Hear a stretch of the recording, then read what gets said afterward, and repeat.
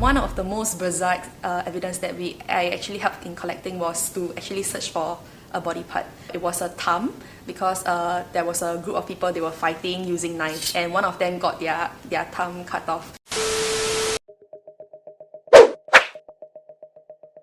My name is Wei Wei. I'm a crime scene specialist in Woodlands Division. I've been working as a crime scene specialist since 2014.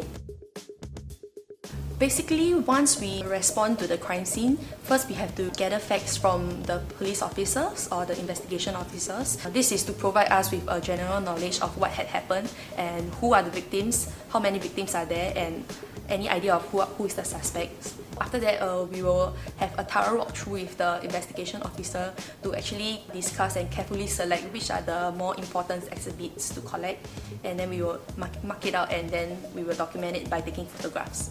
After all these processes are done, we will proceed on to collect the exhibit, and then if there is a need, we will bring it back to the lab for fingerprint enhancement.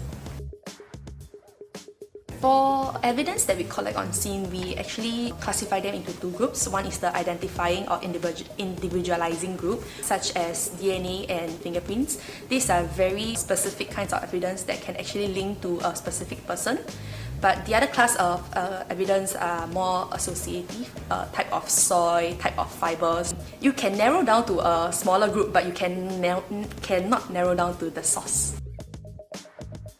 The tools and equipment that we use are light source. These are one of our best friend on scene. For example, UV lights or the other high intensity light source can actually show us things that we can't see from our naked eyes. Our cameras are the thing that we have to bring on scene to document the scene initial condition. We have different colors of powders to suit different backgrounds to actually maximize the contrast. For items that are colorful, we will use colored powders such as green fluorescence or yellow fluorescence. After dusting, you view it under the high intensity light source, it will actually give you a fluorescent fingerprint.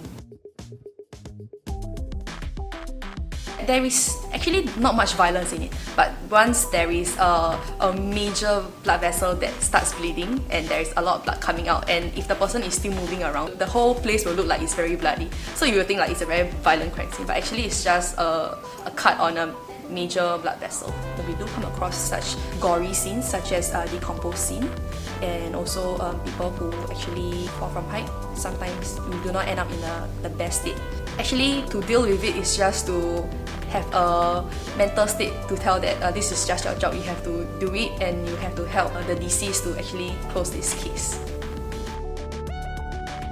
They can tell you, oh, this does not belong to this person, or this confirm is linked to that person. In real life, I think it's not that straightforward all the time.